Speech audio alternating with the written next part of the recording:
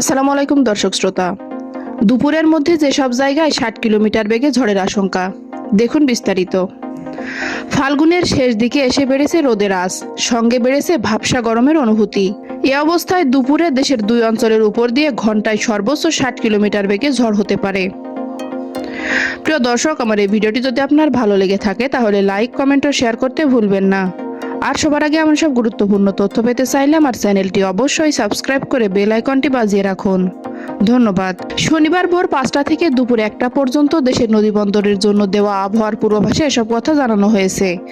আবহাওয়াবিদ মোহাম্মদ শাহিনুল ইসলামের সই করা বিজ্ঞপ্তিতে বলা হয়েছে, ময়মনসিংহ এবং সিলেট অঞ্চল সমূহের উপর দিয়ে পশ্চিম অথবা উত্তর পশ্চিম দিক থেকে ঘন্টায় ৪৫ থেকে ৬০ কিলোমিটার বেগে বৃষ্টি বা বজ্রবৃষ্টি সহ অস্থায়ীভাবে দমকা বা ঝোড়ো হওয়া বয়ে যেতে পারে।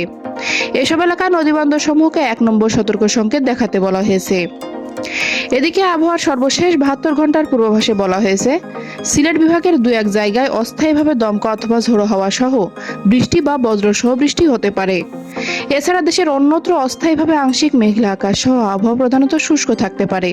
সারা দেশের দিনের তাপমাত্রা সামান্য বাড়তে পারে এবং রাতের তাপমাত্রা ১ থেকে ২ ডিগ্রি সেলসিয়াস বাড়তে পারে।